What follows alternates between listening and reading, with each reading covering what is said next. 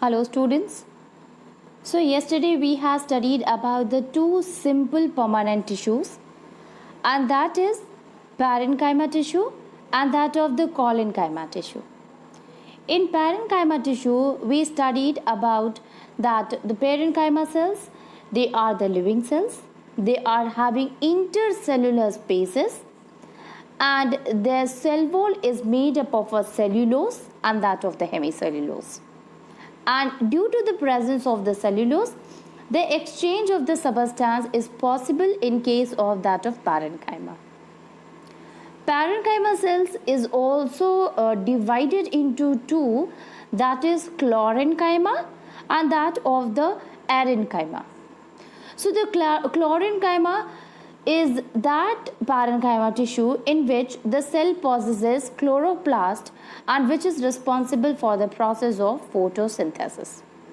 While the arenchyma, it is mainly present in that of the aquatic plant and they are responsible for giving the buoyancy to that of the aquatic plant since they contain air spaces in it. When we talk about the collenchyma are that tissue which is having pectin at the corner at the edges of its cell wall.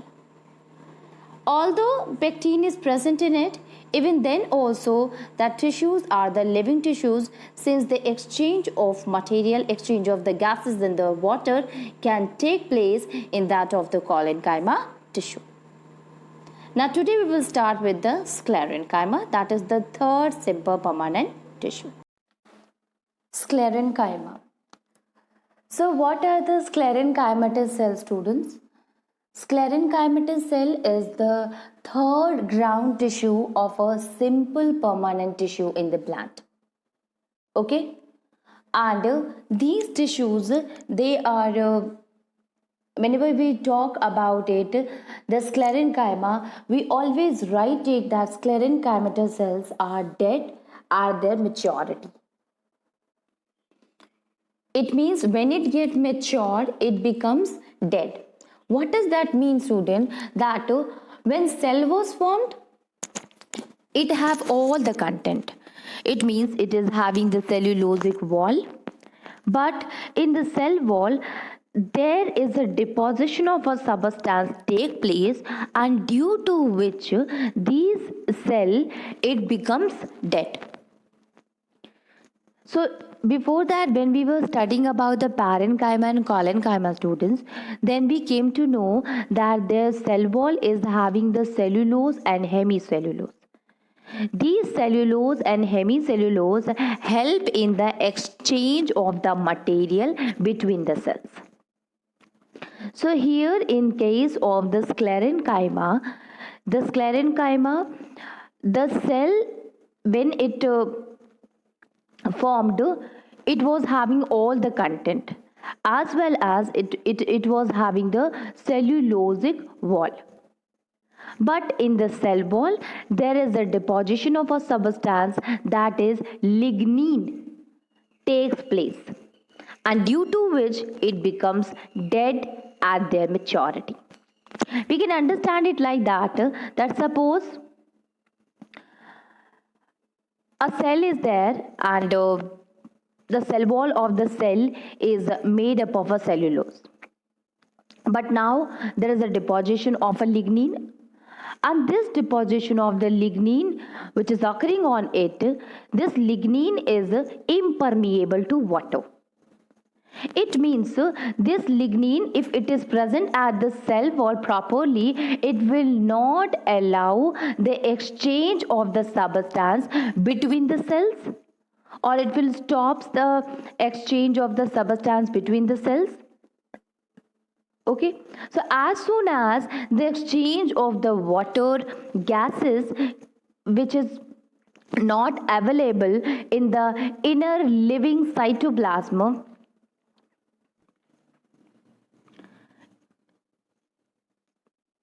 the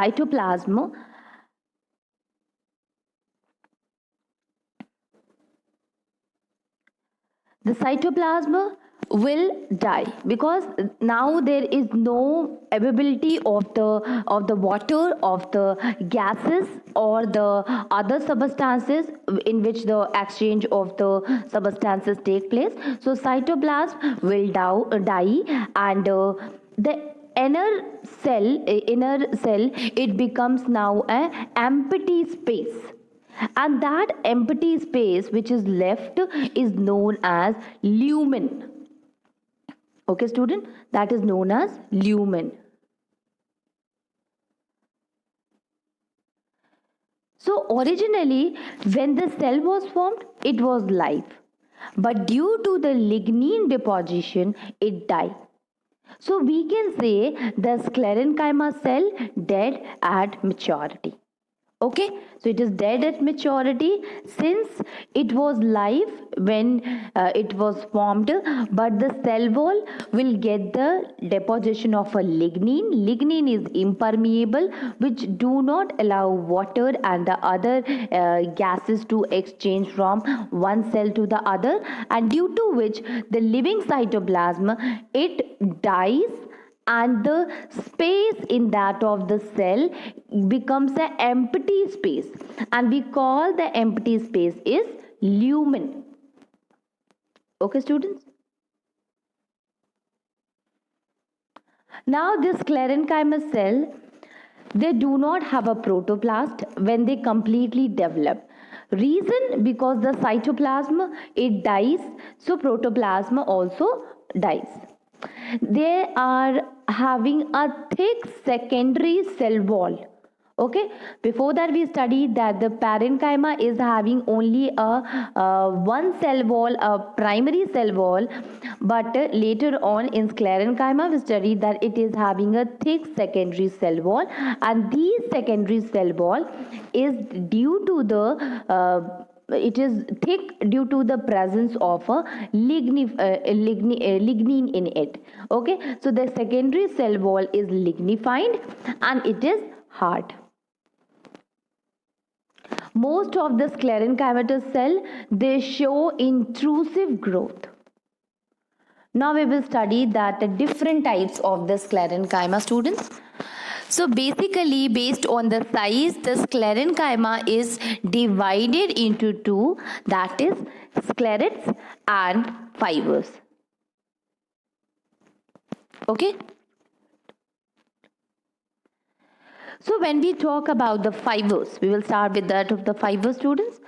The fibers, they are long. You can see here it is long and spindle shaped. Okay, so this is a long one and that of the spindle shaped fiber. Now fibers are arranged close to each other in bundles, and the lumen, it can be seen. You can see this is the lumen, the empty space which is present in it. It is the lumen which can be visible to us, which can be seen as the dead cells due to the lignification. Deposition of the lignin occur in the thick cell wall. Okay, thick cell wall is there due to the presence of the lignin. The process of the deposition of the lignin on the wall of the cell is known as the lignification. So this is a long spindle shape having an empty space which is visible, that is known as lumen. It is having a thick cell wall due to the deposition of the lignin on it. Now these fibers, where it is found? It is found in the phloem. I think you have studied about the xylem and phloem. You are knowing about the xylem and phloem. So it is basically present in the phloem. And in phloem, it is present in the form of a bast fiber.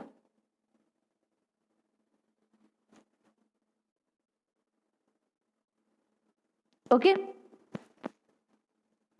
while it is also present in that of the xylem, and in xylem it is present by the name of xylem fibers. So it is present in that of the phloem as well as it is present in that of the xylem in the form of a xylem fiber. Now, one more place where these fibers are present, and that is coconut husk, or you can say husk of coconut.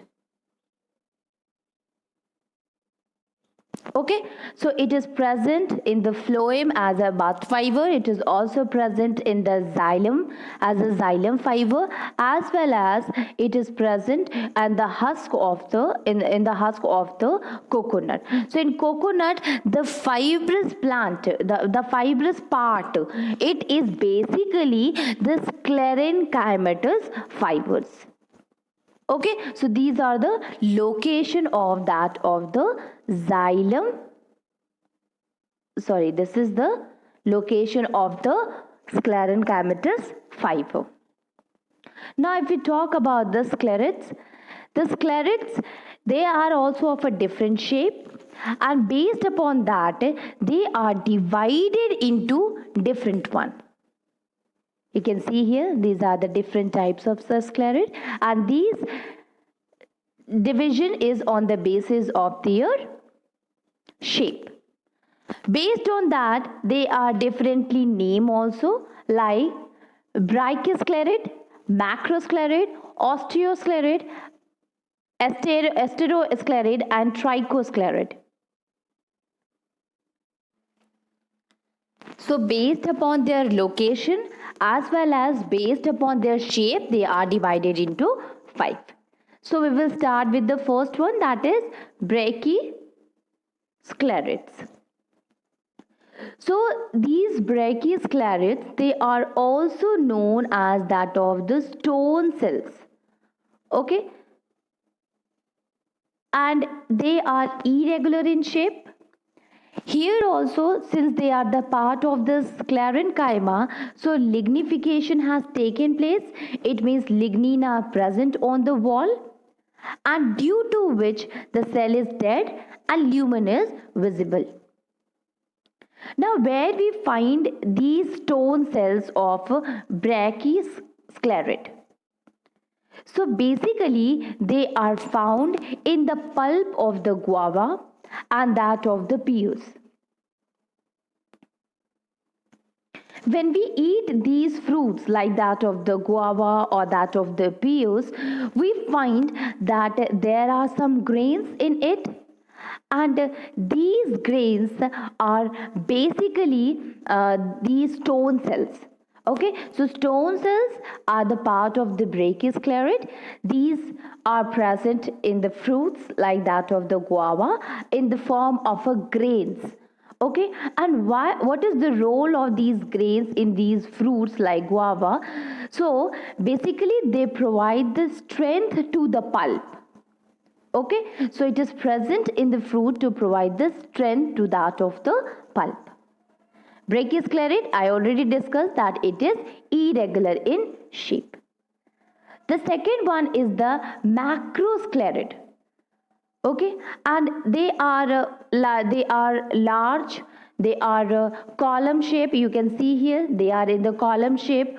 Okay, as well as like again that of the other sclerenchymatous cell, they are having the dead cell. They are having the lumen, and these lumens showing that it is having an empty space between them. So they are large, column like a shape. They are having the dead cell due to the deposition of lignin, as well as they are also having lumen in it. Now, if we talk about what is the location of the macrosclerid, students, so they are mainly found in the epidermis of the leguminous seeds. Okay, I think you all are knowing about the leguminous plant. Leguminous plant is that plant which is gives the protein to us. We call it a pulses. Okay, so basically they are present in the epidermis of the leguminous seed. The third one is the osteosclerid. The name is osteo. By this you are able to understand that osteo means bone. Okay, so the name is saying that it is a bone shaped sclerid. I think by seeing the diagram, by seeing the picture, you are able to understand it is like a bone shape. Okay, and that's why the name is given in a osteosclerid. Now these properties are almost the same like that of the sclerenchymatous cell, and the location is that it is basically found in the subepidermal layer of the tissue, and that is also in the leguminous seed. Okay, so next one is the asterosclerid and trichosclerid. So asterosclerid, you see the astero, the term astero is come from the star. So these are the star shaped sclerids. Okay, and again they are lignified lumen. They are lignified. Lumen is present in it, and which is visible, and basically they are found in the pea leaves. Okay, students, so these are the different types of sclerids as well as that of the fibers of the sclerenchymatous tissue. So here we ended that of the simple permanent tissues in which parenchyma is there, collenchyma is there, and sclerenchyma is there. Now we will study the difference between these three on the basis of their properties. So you can see here the parenchyma cell, if we compare the properties of the three, so the parenchyma cell are found in every soft part of the plant. Okay, so since it is having only one layer is present in it, and due to which it is present, it is very soft, it is flexible, and that's why it is present in every soft part of the plant. One more thing is there, that is these parenchyma tissue, they used to divide, they are having the property of a cell division. That's why they will be found at such a place where the tissues where the parts of the plant is soft. It means it is ready for the division. Collenchyma cells, they are found in the petiole, leaves, and young stem. Yesterday only we have studied about the petiole, that collenchyma is present in the petiole as it provides strength as well as the flexibility to that of the leaves. Okay, so it is present in the petiole, it is present in the leaves, it is present in the young stem, as well as it is also present in the raw fruits.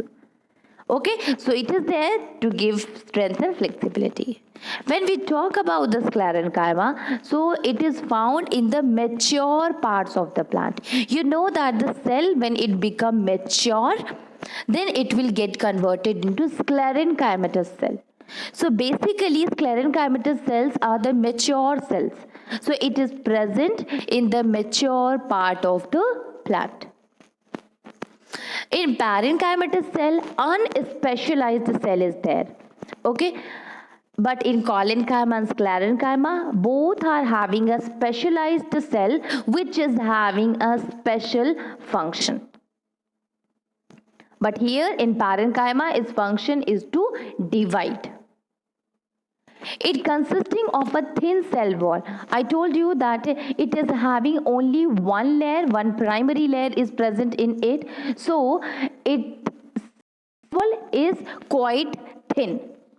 Okay, and due to which you can say that it is because of that it is present in the soft part of the plant. So they are having the thin cell wall, and if the thin cell wall will be there, cell division process can occur very easily. If you see in case of a collenchyma cell, student, you find that it consisting of unequally thin cell wall. It means somewhere, because in the cell wall you see that there is a deposition of a pectin occur in that of the collenchyma, but that is occurring at the edges of the cell wall, at the corner of the cell wall, not at the middle one, due to which where the pectin is present it becomes thick, where it is not present it is thin, and that's why unequally thin cell wall is present in the collenchyma cell. While in case of the sclerenchyma, it consisting of a thick and a rigid cell wall. So, the cell wall, because of the deposition of a lignin on it, it makes the cell wall thick. Okay, when you see it, you find that lignin deposition make it a thick cell wall, and due to which it become thick and a rigid cell wall. Now, when we talk about the parenchymatous cell, the cell wall is made up of a cellulose. We know that it is consisting of a cellulose and hemicellulose, and because of that, exchange of the material can take place very easily in between the cells. Okay, so it is having only cellulose in its cell wall.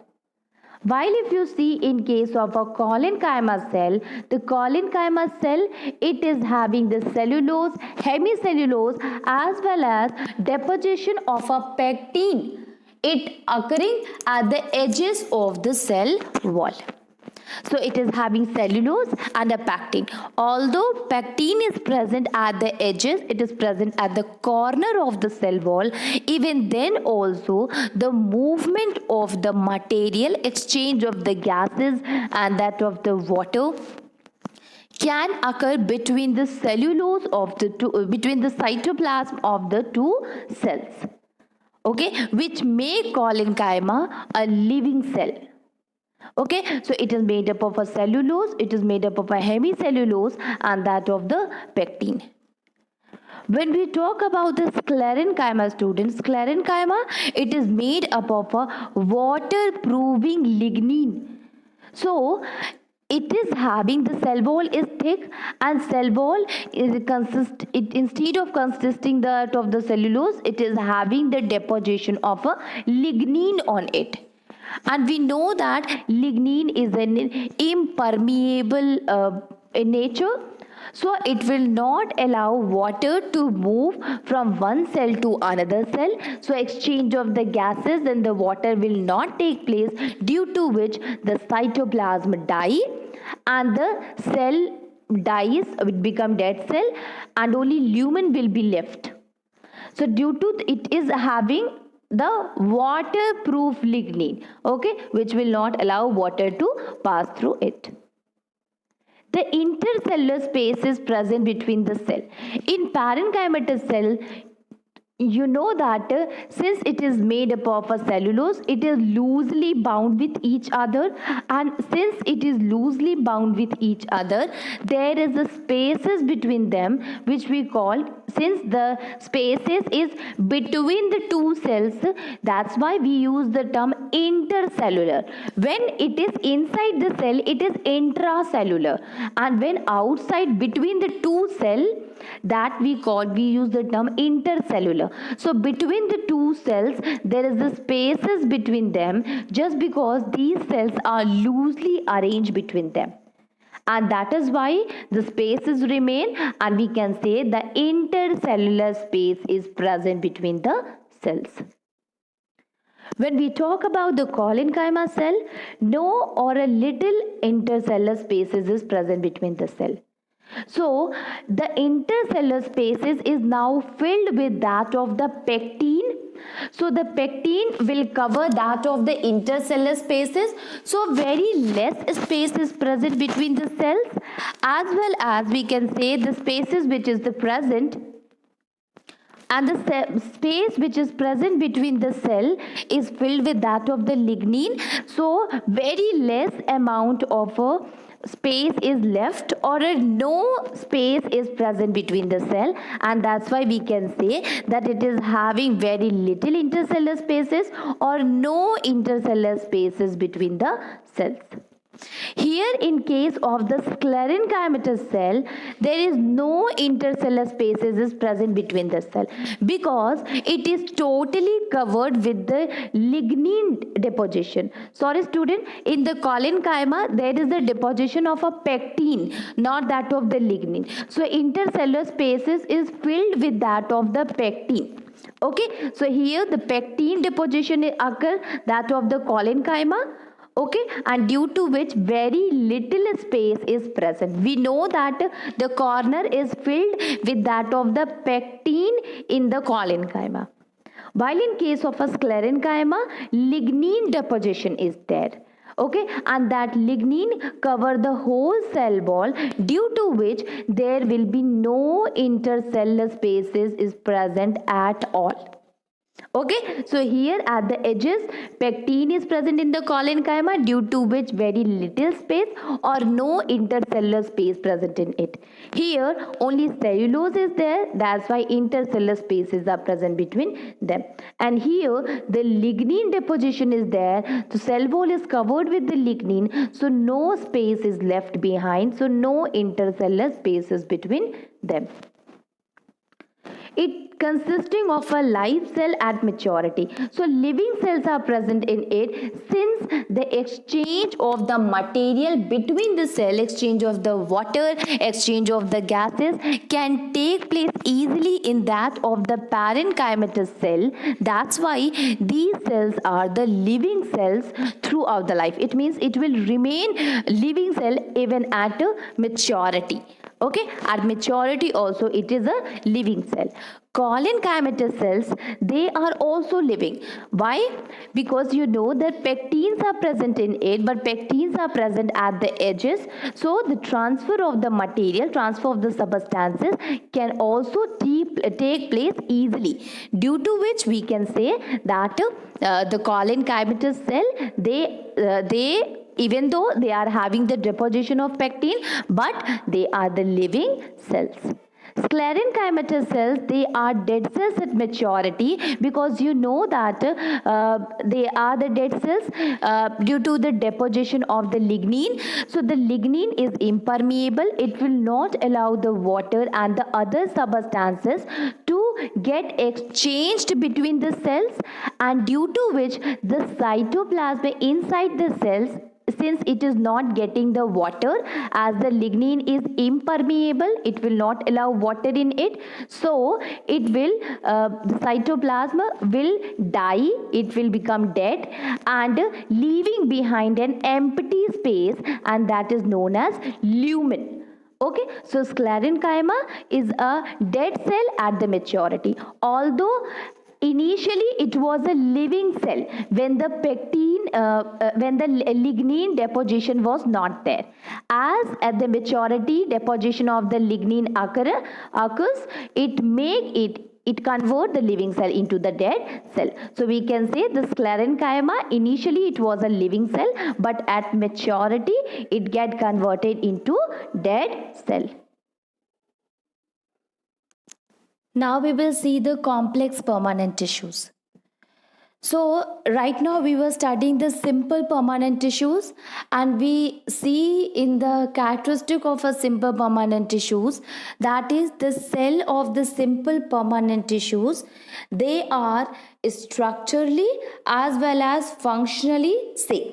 It means they all are having the same origin, and that's why the cells, they are similar in structure and almost they perform the same function.